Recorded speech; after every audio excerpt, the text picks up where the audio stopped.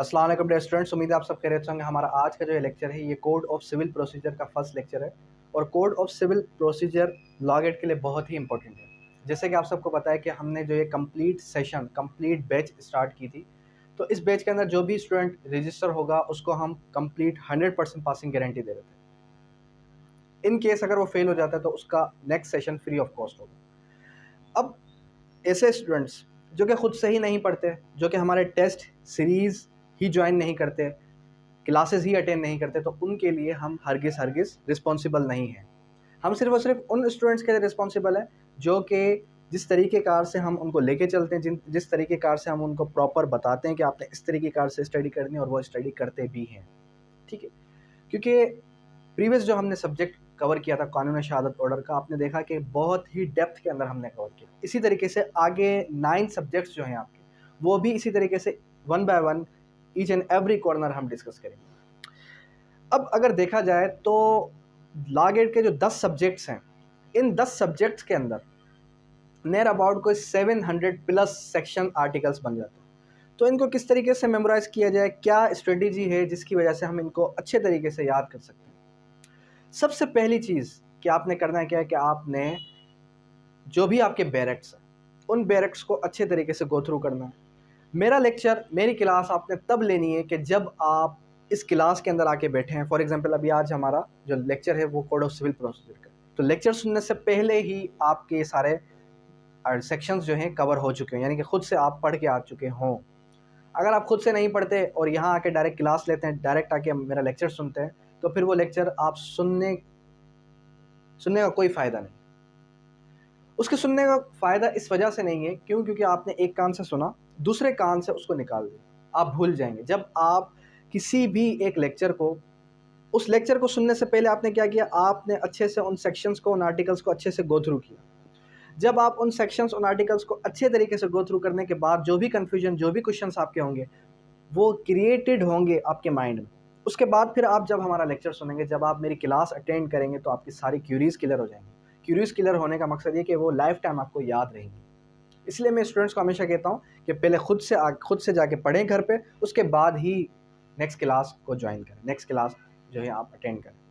खैर, हमारा आज का जो लेक्चर है, ये lecture code of civil procedure का, इसकी मार्क्स की वेटेज कितनी है, 20 मार्क्स। ठीक है, अगर इसके सिलेबस की बात की जाए तो आपको पता ही होगा, तो इसके सेक्शंस का जो पोर्शन है, एक सेक्शंस का पोर्शन है और एक हमारे पास है ऑर्डर्स का।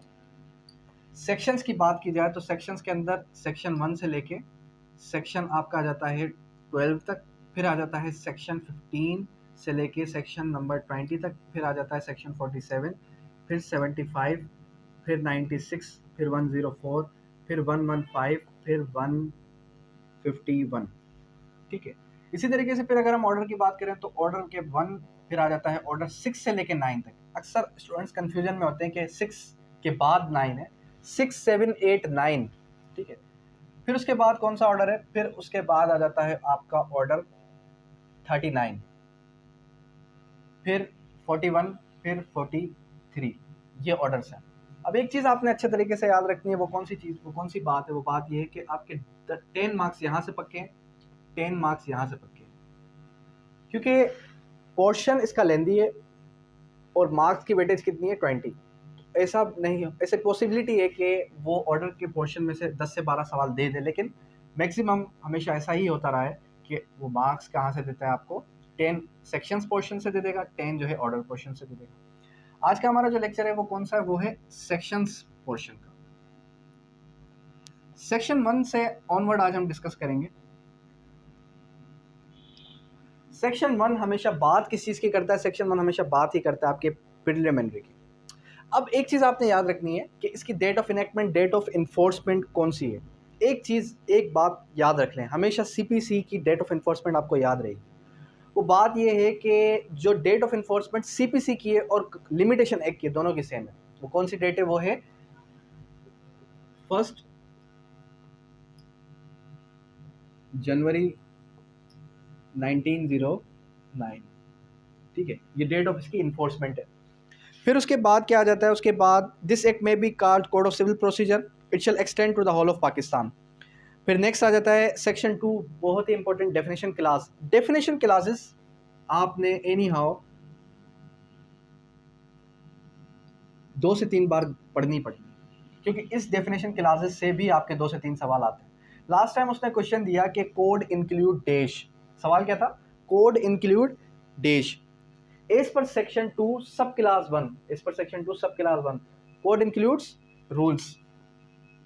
क्यों रूल्स, क्योंकि कोड ऑफ सिविल प्रोसीजर के अंदर ही लिखा गया। अगर वैसे देखा जाए तो कोड इंक्लूड आप कह सकते हैं ऑर्डर, जजमेंट, डिक्री, या फिर जो है हमारे पास सेक्शंस या रूल्स। लेकिन सेक्शन 2 सब सेक्शन 1 के अंदर अगर ये बात लिखी हुई है, कौन सी बात, कि कोड इंक्लूड रूल्स, अगर यहाँ पर ऑर्डर होता तो वो सही होता। क्यों, क्योंकि इस सेक्शन के सब क्लास 1 के अंदर ये बात लिखी। उसके बाद फिर नेक्स्ट क्या आ जाता है, डिक्री।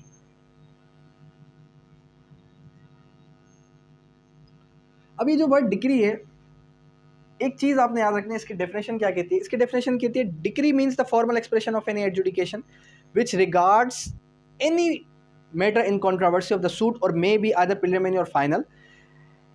उसके बाद क्या कहता है, it shall be deemed to include, it shall be deemed to include, मतलब इसकी इस सब क्लास के अंदर मे का वर्ड भी है, शैल का वर्ड भी है। Deemed to include the rejection of plaint determination of any question within section 141, section 60, 98 और 101, 103। अब देखें यहाँ पर एक क्या रहा है कि डिक्री है क्या। सबसे पहले कॉन्सेप्ट क्लियर करते हैं, फिर जो है हम आते हैं डायरेक्ट वर्डिंग की तरफ। कॉन्सेप्ट ये है कि जब भी आप दावा दायर करते हैं दीवानी अदालत का, तो उसमें ऐसा होता है कि जब भी किसी के हक में कोई भी फैसला आ जाए, तो फैसला आने के बाद हम उसको कहते हैं डिक्री। क्या कहते हैं उसको, हम डिक्री कहते हैं। अब एक डिक्री होती है प्रिलिमिनरी और एक होती है फाइनल। एक क्या होती है, एक होती है फाइनल। देखें, सिविल सूट के अंदर किसी के हक में हकूक का तयन हो जाए, क्या हो जाए, हकूक का तयन हो जाए। कोर्ट किसी के हक में ये कह दे कि ये प्रॉपर्टी इसकी है। अब कोर्ट फाइनल एडजुडिकेशन की तरफ नहीं पहुंची, लेकिन कोर्ट ये कहती है कि on the face of record अभी तक जितने भी हमने एविडेंस देखे हैं, तब तक ये प्रॉपर्टी मिस्टर ए की बनती है।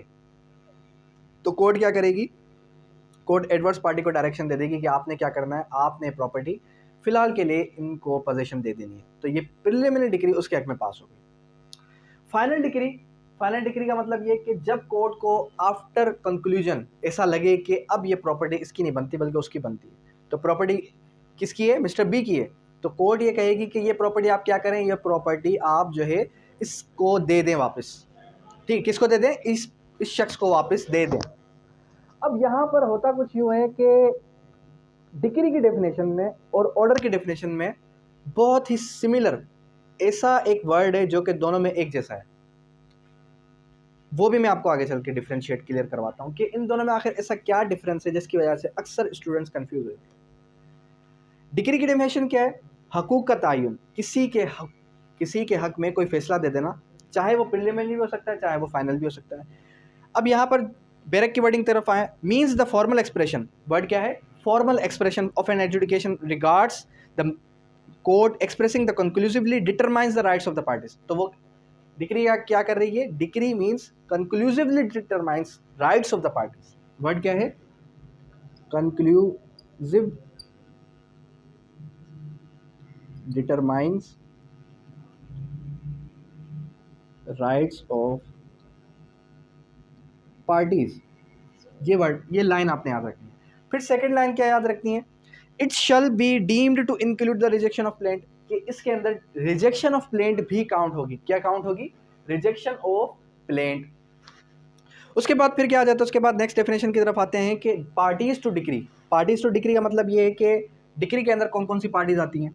एक होता है डिक्री होल्डर, एक होता है जजमेंट डेप्टर।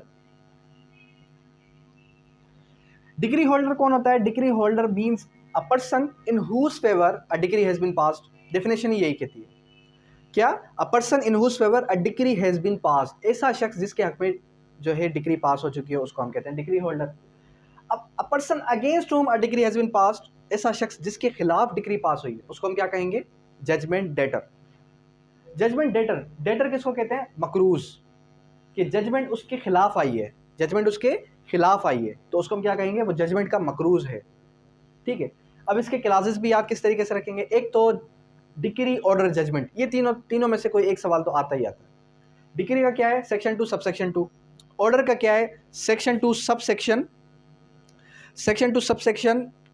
9। ओ सॉरी, ऑर्डर का सेक्शन 2 सबसेक्शन 14। जजमेंट का क्या है? Section 2 subsection 9। तो एक ये हो गया सेक्शन 2 सबसेक्शन 2, फिर हो जाता है सेक्शन 2 सबसेक्शन 14, ठीक है। सेक्शन 2 सबसेक्शन 14 के अंदर क्या आ जाता है? ऑर्डर। और सेक्शन 2 सबसेक्शन 9 के अंदर क्या आ गया? जजमेंट। पहले ये 3 वर्ड्स क्लियर कर लें। डिक्री क्लियर हो गई। उसके बाद आ जाता है ऑर्डर। ऑर्डर के अंदर क्या बात करता है? Order means formal expression of any decision of civil court which is not a decree. तो मतलब ये कि जो डिक्री नहीं है वो क्या है? वो ऑर्डर है। वर्ड क्या यहाँ पर यूज हुआ है? Means the formal expression. Formal expression का वर्ड यहाँ पर भी था, लेकिन वो क्या कह रहा है? Of any decision of civil court. जहाँ पर सिविल कोड का वर्ड आ जाए तो वो क्या है? वो ऑर्डर की बात कर रहा है। किसकी बात कर रहा है? ऑर्डर की बात कर रहा है। और विच इज नॉट अ डिक्री, मतलब जो डिक्री नहीं है वो क्या है? वो ऑर्डर है। जो डिक्री नहीं है वो क्या है? वो ऑर्डर है। अगर ऐसी स्टेटमेंट भी आ जाए तो आपने उसको बताना है ये ऑर्डर है, डिक्री नहीं है। खैर, उसके बाद जजमेंट क्या कहती है? Judgement is a detailed decision of any court. Judgement means the statement given by a जज। जजमेंट क्या है? जो भी एक जज साहब एक अपनी स्टेटमेंट दें on the ground of decree and judgment. On the ground of decree and judgment, ये सवाल पहले भी आ चुका है कि जब भी कोर्ट, जज क्या करे? किसी देश ग्राउंड के ऊपर, किस चीज़ के ग्राउंड के ऊपर देगा तो उसे जजमेंट कहा जाएगा। तो वर्ड्स कौन से मिस कर लिए? Decree and order. क्या कह रहा है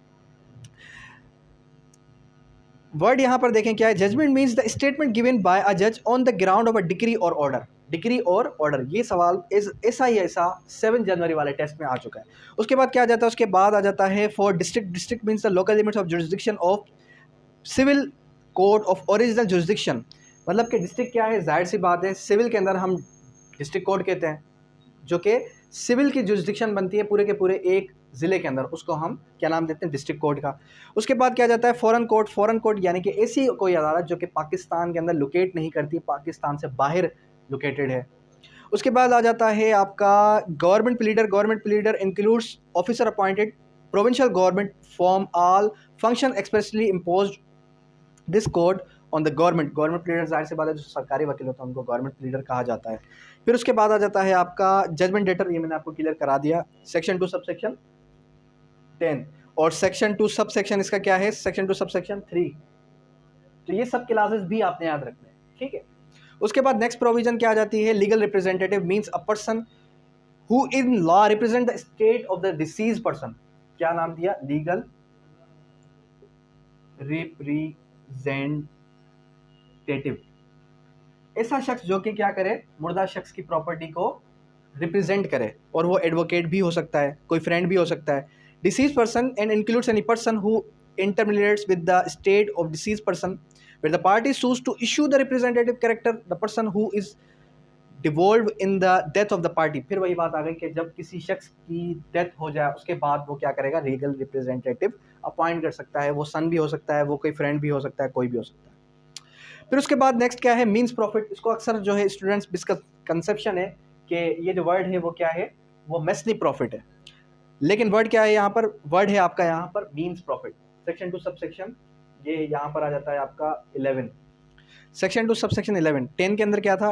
10 के अंदर था जजमेंट डेटर, और उसके बाद मीन्स प्रॉफिट। इसको अक्सर मेसनी प्रॉफिट, लेकिन वर्ड प्रोनाउंसिएशन क्या है? Means profit. मीन्स प्रॉफिट का मतलब क्या है? मिसाल के तौर पे ये मिस्टर ए है, ये मिस्टर बी है। मिस्टर ए मिस्टर बी को क्या करता है? प्रॉपर्टी देता है किराए के ऊपर, और मिस्टर बी जो है क्या करता है? मिस्टर बी सॉरी, बल्कि एक और एग्जांपल लेते हैं। एग्जांपल कुछ यूँ है कि मिस्टर ए ने क्या किया? मिस्टर बी को प्रॉपर्टी दी, ठीक है। अब हो गया इस पे केस होने के बाद मिस्टर बी के पास पिछले कोई 8 महीनों से, कितने महीनों से? 8 से 10 महीनों से प्रॉपर्टी थी, और इस 8 से 10 महीनों के अंदर मिस्टर बी ने उस प्रॉपर्टी से बहुत ही बेनिफिट्स उठाए, चाहे वो मूवेबल थी चाहे वो इमूवेबल थी। मूवेबल थी तो जाहिर सी बात है किसी और को रेंट पे बिठा दिया, तो अगर उससे जो रेंट आ रहा था वो उससे फ़ायदा उठा लिया, या फिर अगर वो कोई फसल वगैरह थी, ज़मीन थी, तो ज़मीन से जो फसल उगती है वो भी हो सकती है। तो मिस्टर बी की प्रॉपर्टी थी नहीं, कौन सी प्रॉपर्टी, ये प्रॉपर्टी मिस्टर बी की थी नहीं, लेकिन फिर भी मिस्टर बी ने अपने पोजीशन में रख के उस प्रॉपर्टी से फ़ायदे उठाए। फ़ायदे उठाने के बाद फिर जब फाइनल डिग्री पास होती है मिस्टर ए के हक में, तो प्रॉपर्टी तो मिल जाती है मिस्टर ए को। मिस्टर ए कहता है कि जाहिर सी बात है पिछले 8-10 महीनों में जो इसने फ़ायदा उठाया इस प्रॉपर्टी से वो किस खाते में गया, उसका मुझे क्या रिलीफ मिलेगा। तो वो एप्लीकेशन देगा किस चीज़ की, केस करेगा मीन्स प्रॉफिट का। किसका करेगा, मीन्स प्रॉफिट का। उसके बाद next provision section 2 sub section 13 movable property.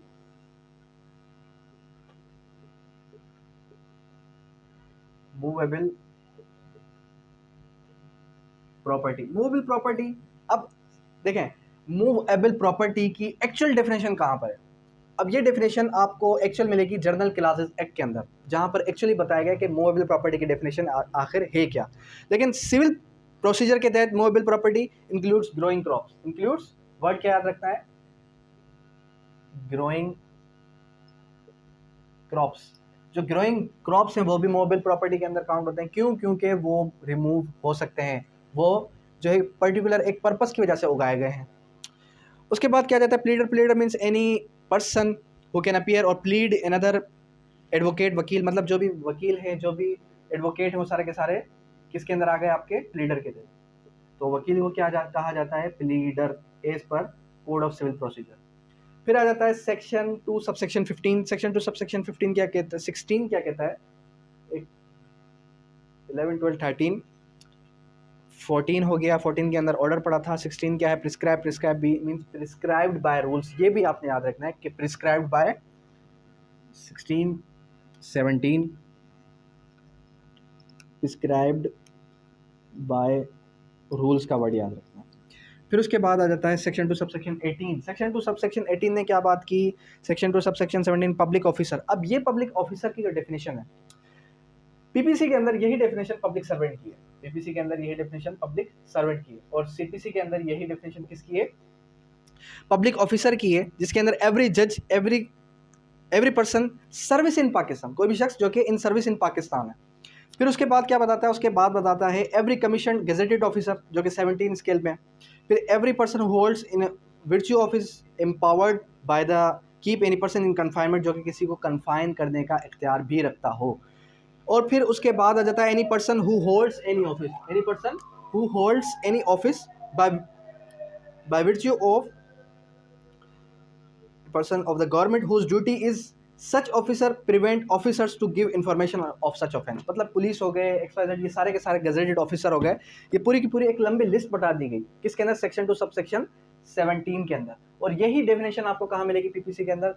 ये मिलेगी आपको पब्लिक ऑफिसर यहाँ पर है, पब्लिक सर्वेंट वहाँ पर है। उसके बाद section 2 subsection 18 rules means rules form content first schedule, जो कि फर्स्ट शेड्यूल के अंदर रूल्स बताए गए वही क्या है, सबसेक्शन 18 के तहत। सबसेक्शन 19 क्या कहता है, शेयर इन कॉर्पोरेशन। फिर साइंड। अब साइंड जो है वर्ड क्या है, SIGNED। साइंड का मतलब सिर्फ सिग्नेचर नहीं है, लेकिन सीपीसी के तहत वर्ड क्या है, गी। Save is in the case judgment decree includes stamped, मतलब कि प्रॉपर्ली स्टैम्प्ड साइंड हो, कोड की क्या हो, स्टैम्प का वर्ड, ये याद रखना है। उसके बाद फिर आ जाते हैं नेक्स्ट सेक्शन की तरफ, सब ordination of the code. Word क्या है, सबसेक्शन 3 सब ordination of code. Subordination of code कहती क्या है, मातहत, कौन सी अदालत किस कोड के मातहत है। अब कह रहा है for the purpose of the code the district court is subordinate to the high court and every civil court of the grade inferior of the district court, every small causes court is subordinate to the high court and district court. अब सवाल ये है कि एक है हमारे पास civil code, फिर एक है हमारे पास सीनियर सिविल जज, चलो इसको सीनियर सिविल जज, ठीक है। फिर उसके बाद एक आ जाती है हमारे पास डिस्ट्रिक्ट कोर्ट, फिर आ जाती है हाई कोर्ट,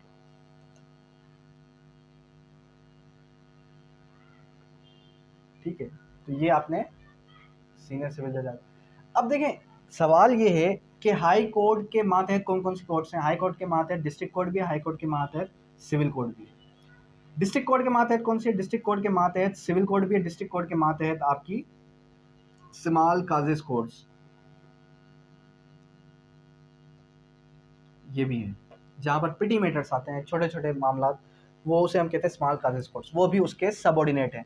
लास्ट टाइम सवाल ये आया था कि डिस्ट्रिक्ट कोर्ट, ये आया था फॉर एग्जाम्पल, सवाल ये आया था कि civil court is subordinate to dash, फिर उसके अंदर उसने ऑप्शन दिया district court, high court, both A and B और नन ऑफ दिस। तो आंसर क्या था? Both A and B. क्यों बोथ ए एंड बी? इस वजह से क्योंकि सिविल कोर्ट डिस्ट्रिक्ट कोर्ट के भी सबऑर्डिनेट है और हाई कोर्ट के भी सबऑर्डिनेट है। अंडरस्टैंड?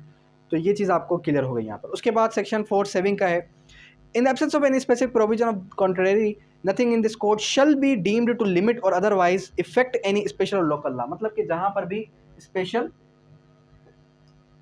लोकल लॉ आएगा तो वो क्या करेगा? प्रिवेल करेगा।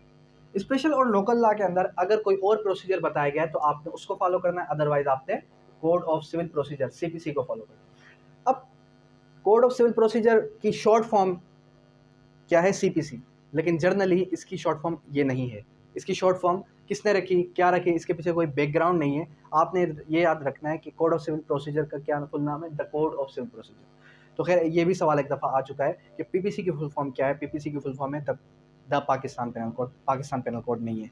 उसके बाद आ जाता है सेविंग हो गया, application of the code of revenue code. Section 5 क्या कहता है?